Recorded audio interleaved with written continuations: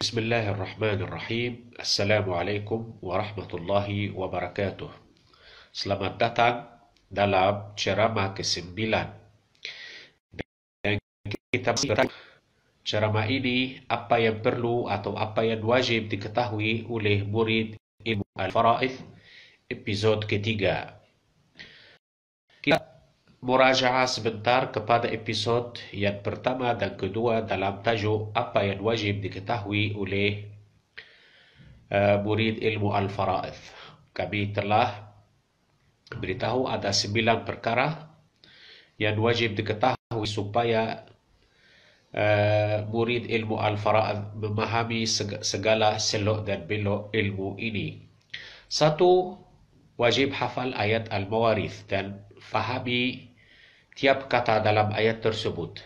Yang kedua, harus hafal dan fahami hadis Ibnu Abbas. Ketiga, wajib mengetahui nama-nama ashabul furud. Dan kita telah menjelaskan ada 12 ahli fardu, 4 dari kaum lelaki dan 8 dari kaum perempuan. Nombor 4 kami telah jelaskan al-furudul muqaddarah, fardu-fardu yang telah ditentukan, dan kami sudah beritahu kalau ulama ilmu al-faraid telah membagi fardu-fardu tersebut kepada 2 golongan. Golongan seperenam, di mana terdapat seperenam, sepertiga dan 2/3. Dan golongan kedua adalah dinamakan golongan separuh, dan ia mengandungi separuh, seperempat dan seperlapan. Nombor perkara yang 5 yang wajib diketahui adalah rangka atau jendela al-mawarith yang dia mengandungi dalam tiang pertama nama-nama pewaris, tiang kedua fardu-fardu yang ditentukan kepada pewaris, dan yang terakhir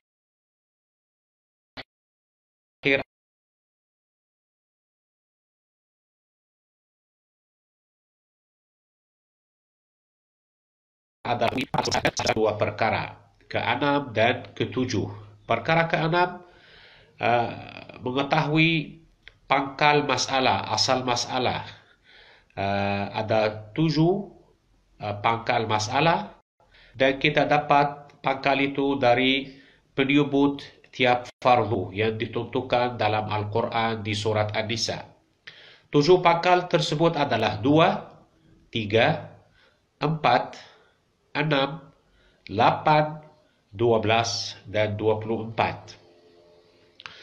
Nombor 7, dan ini adalah sangat penting, cara gimana kita mengeluarkan pangkal masalah dalam tiap masalah ilmu al-faraid yang kita mahu menyelesaikannya. Di sini guru saya Syekh Ahmad Nahar Zamil dari negeri Syam menjelaskan 5 kaidah emas untuk membantu murid ilmu ini mengeluarkan pangkal masalah. Kita jelaskan satu persatu. Kaidah 1, sekiranya dalam satu masalah semua pewaris dari ahli fardu dari satu golongan, contohnya dari golongan separuh, maka aslul masalah kita keluarkan dari penyebut yang paling besar dalam masalah ini. Saya kasih cara seperti ini. Di sini contohnya semua fardu dari golongan separuh. Istri, seorang meninggalkan istri, si suami tinggalkan istri sama anak perempuan dan pakcik. Si istri dapat seperlapan karena dia punya anak. Anak perempuan dapat separuh, sisa asabah kepada pakcik. Di sini kita mahu cari ini, aslul masalah, ini pangkal masalah. Dia keluar dari penyebut yang paling besar, 8 dan 2, 8 lebih besar dari 2, 8 menjadi asal atau pangkal masalah. Jadi, si isteri dapat 1/8, 8 bagi 8, 1. Si anak perempuan 8 bagi 2, dapat 4. 4 sama 1, 5. Sisa 3 kepada pakcik asabah. Kaedah kedua, sekiranya semua ahli fardu dalam satu masalah dari golongan 1/6, golongan kedua. Contohnya, seorang meninggal, dia meninggalkan ibunya, anak perempuan 2 dan pakcik. Si ibu akan dapat 1/6. Ini 1/6 fardu yang ditetapkan dalam surat An-Nisa. Anak perempuan 2 dapat 2/3 dan ini dapat juga dalam surat An-Nisa. Pakcik dapat asabah. Asabah ini dari hadis Ibnu Abbas. Jadi, bagaimana mencari asal masalah atau pangkal masalah? Dari penyebut yang paling besar. Ini 1/6 dan ini 2/3. Kita banding 6 sama 3, 6 lebih besar, maka 6 jadi pangkal masalah, asal masalah. Jadi seorang ibu 6 bagi 6 jadi 1. 6 bagi 3, 2 kali 2, 4. 4 tambah 1, 5. 6 kurangi 5, 1 adalah asabah kepada pakcik. Kaedah ketiga, sekiranya separuh dari golongan pertama tercampur dengan 1 atau 2 fardu dari golongan kedua. Saya beri contoh di sini. Seorang istri telah meninggal dan dia tinggalkan seorang suami dan kakak si ibu 2 dan seorang ibu. Di sini terdapat separuh dari golongan pertama dan dapat 1/3 dan 1/6 dari golongan kedua. Jadi ini golongan pertama tercampur dengan golongan kedua. Asal masalah, sekiranya ada separuh 1 bagi 2 dari golongan pertama, 1 saja tetapi tercampur dengan 1 atau 2 golongan. 2 fardu dari golongan kedua. Aslul masalah tetap jadi 6. Ini pangkal masalah 6. 6 kali 2, 3. 6 kali 3, 2. Dan 6 kali 6, 1. 1 sama 2, 3 sama 3, 6. Kaedah keempat, sekiranya 1/4 dari golongan pertama tercampur dengan 1 atau lebih dari golongan kedua, pangkal masalah akan jadi 12. Contohnya, seorang suami tinggalkan seorang istri, seorang ibu, dan saudara lelaki kandung. Seorang istri dapat 1/4. Ini dalam ayat 12 surat An-Nisa. Seorang ibu dapat 1/3. Ini dalam ayat 11.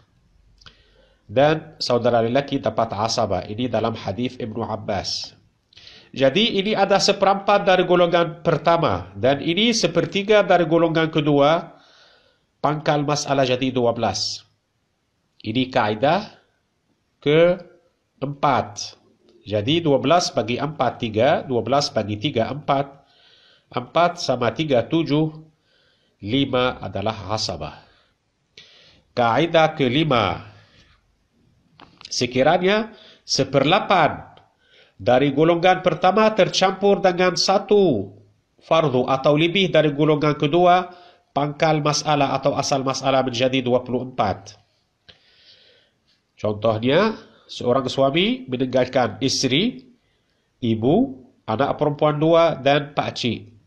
Seorang istri dapat 1/8. Ini dalam ayat 12 surat An-Nisa. Seorang ibu dapat 1/6. Ini dalam ayat 11 surat An-Nisa. Dan anak perempuan 2, 2/3 dalam ayat 11 surat An-Nisa. Dan pakcik asabah ini dalam hadis Ibnu Abbas. Jadi ini 1/8. Dari golongan pertama cuma dapat 1/8. Tidak ada separuh, tidak ada 1/4. Dan ini golongan kedua dapat 1/6 dan 2/3.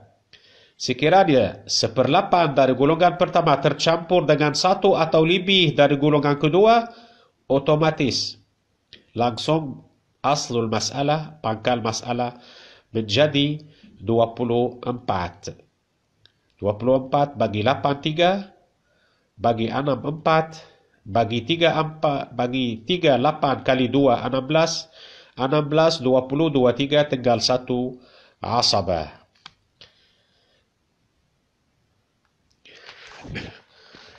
Jadi